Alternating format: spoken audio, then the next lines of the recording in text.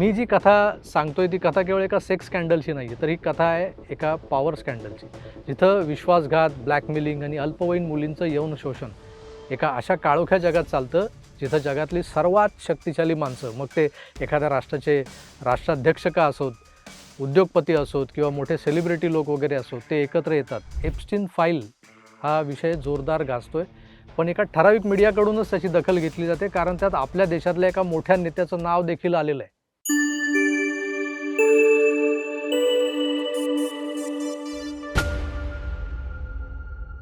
Netflix हे असं एक वेब प्लॅटफॉर्म आहे, की ज्यावरच्या स्पॅनिश वेब सीरीज या खरोखरच बघण्यासारख्या असतात.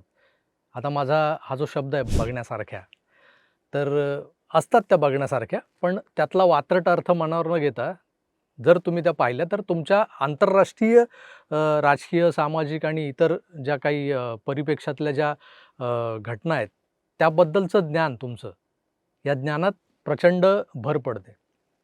मागे माझ्या बघण्यात अशीच एक वेब सीरीज आली होती, ज्यात एका शहरात घडणाऱ्या राजकीय आणि सामाजिक घडामोडींवर अंकुश ठेवण्यासाठी, या घडामोडी आपल्याला हव्या तशा घडवून घेण्यासाठी एक मोठा बिझनेस टायकून शहरापासून दूरवरच्या जंगलात एका अज्ञात स्थळावर एक अंधारं जग निर्माण करतो.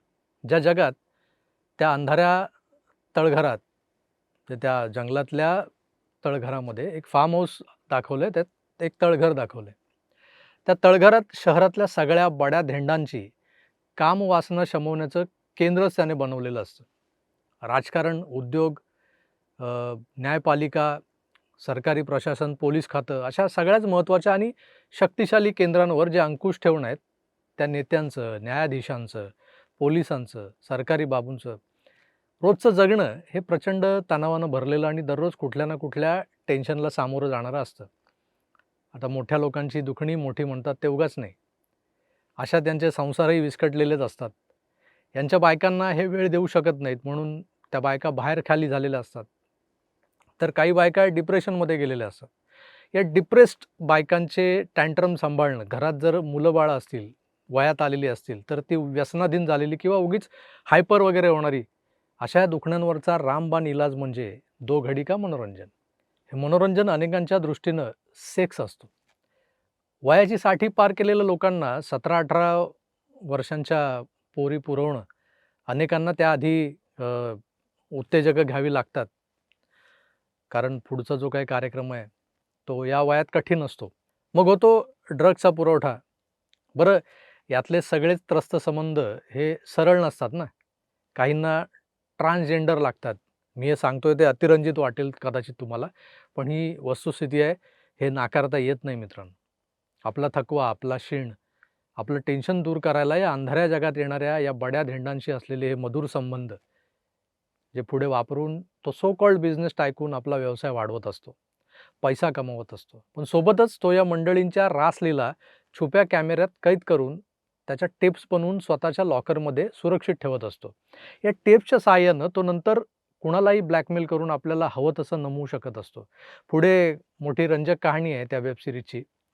मग मारधाड वगैरे ती सगळी इथं सांगत बसत नाही. पण हे कथानक जे आहे ना, ते काल्पनिक वगैरे नाही आहे. तर पाश्चिमात्य जगात अशा घटना सर्रास घडत आल्यात, घडत असतात, आजही घडतायत.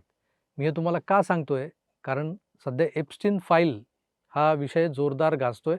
पण एका ठराविक मीडियाकडूनच त्याची दखल घेतली जाते, कारण त्यात आपल्या देशातल्या एका मोठ्या नेत्याचं नाव देखील आलेलं आहे, असं म्हणतात बुवा. मागच्या 2-3 दिवसांपासून या एप्स्टीन फाईलच्या अनुषंगानं डोनाल्ड ट्रम्प यांचे कपडे उतरवले जात आहेत एक-एक करत. आणि पुढच्या 2 दिवसात त्याचा परिणाम भारतावरही होणार आहे आणि कदाचित देशाचा पंतप्रधान बदलला जाईल, असंही काही लोक बोलून गेलेत. हे होईल न होईल, पण त्यामागे एक मोठी रंजक कथा आहे, ती आपण आधी जाणून घ्यायला हवी. मी जी कथा सांगतोय ती कथा केवळ एका सेक्स स्कॅन्डलची नाही आहे, तर ही कथा आहे एका पॉवर स्कॅन्डलची. जिथं विश्वासघात, ब्लॅकमेलिंग आणि अल्पवयीन मुलींचं यौन शोषण एका अशा काळोख्या जगात चालतं, जिथं जगातली सर्वात शक्तिशाली माणसं, मग ते एखाद्या राष्ट्राचे राष्ट्राध्यक्ष का असोत, उद्योगपती असोत किंवा मोठे सेलिब्रिटी लोक वगैरे असोत, ते एकत्र येतात. या प्रकरणात नाव आलेल्या डोनाल्ड ट्रम्प यांनी या प्रकरणाला दाबण्यासाठी जंग पछाडलेले आहेत. पण आता काही असे फोटोज उघड झालेत, की त्या फोटोजमुळे अमेरिकेच्या राजकारणात खळबळ उडणार आहे, एवढं नक्की. आता हा फोटो पहा. या फोटोमध्ये रास रसैया ट्रम्प मुलींच्या घोळक्यात दिसतोय.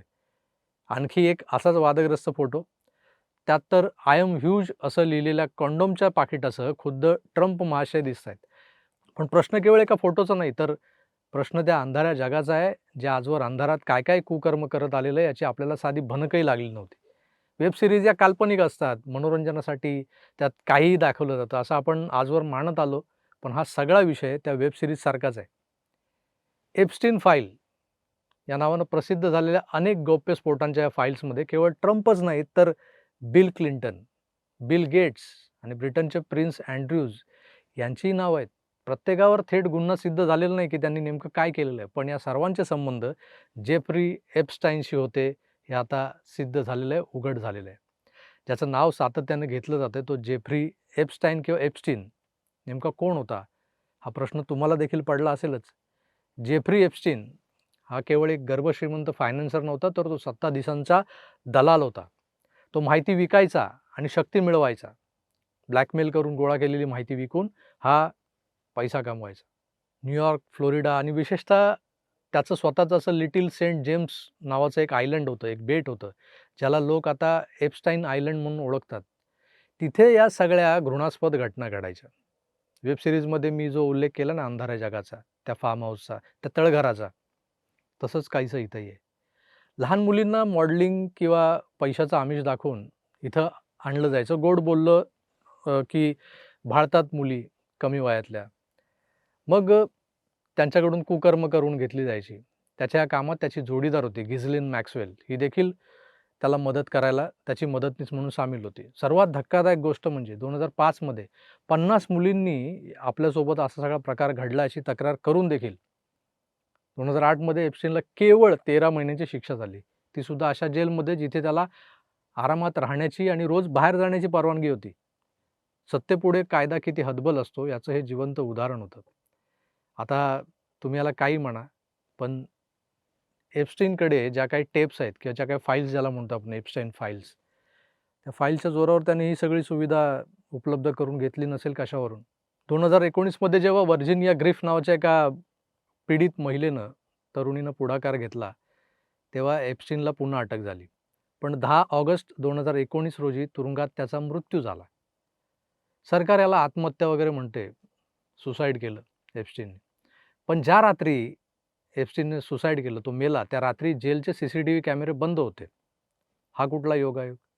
जेलमधले गार्ड्स चक्क झोपले होते. नुसती शंका नाही, तर अनेक लोकांचा हा ठाम विश्वास आहे की जर एप्स्टीनने तोंड उघडलं असतं, तर तो जर बोलला असता, तर अनेक बड्या धेंडांची प्रकरणं बाहेर आली असती आणि संपूर्ण सिस्टीम कोलमडली असती. आज एप्स्टीन मेला असला तरी त्याच्या फाईल्स जिवंत आहेत. ट्रम्प यांचे फोटो हे मोठ्या स्कॅन्डलचा केवळ एक भाग आहे. हिमनगाचं टोक ज्याला म्हणतो आपण. प्रश्न हा आहे की जगातली सर्वात मोठी लोकशाही असलेला देश अमेरिका या शक्तिशाली लोकांना शिक्षा देणार का? कारण ट्रम्प म्हणा किंवा इतर जी नावं पुढे आलेली आहेत, ते काही साधीसुधी लोकं नाही आहेत, की पुन्हा एकदा सत्तेच्या जोरावर हे प्रकरण दाबलं जाणार. आपल्या देशातल्या एका मोठ्या नेत्याचं नाव यात गुंतवलं जातंय, हेतुपुरस्सर गुंतवलं जातंय. कारण आता त्या नावाची शहानिशा करायला खुद्द तो एप्स्टीन जिवंत तर नाहीये. पण नाव आलं म्हणून लागलीच त्यावर शंका उपस्थित करणाऱ्यातले आपण भारतीय नाही. आपल्याला पुरावे लागतात, ठोस पुरावे. ते जेव्हा कोणीतरी बाहेर काढील तेव्हाच आपण यावर बोलू, यावर विश्वास ठेवू. 19 डिसेंबरला 20 जीबीच्या पेन ड्राईव्हमधून असा कोणता मालमसाला भारतात येणार आहे याची आपण वाट पाहूया तूर्तास. तुम्हाला काय वाटतं? या फाईल्समध्ये अजून कोणकोणत्या देशांच्या आणि कोणकोणत्या बड्या नेत्यांचे जे काही झोलझाल आहेत, ते गुंतलेले आहेत? अशा कोणत्या नेत्यांचे चेहरे उघडे पडणार आहेत? कमेंट्स करून तुमचं मत यावर व्यक्त करा. मी तूर्तास इथेच थांबतो. 19 तारखेची वाट पाहतो. तोवर आपली काळजी घ्या आणि पाहत राहा आपलं आवडतं यूट्यूब चॅनल आकार DG9. धन्यवाद. नमस्कार.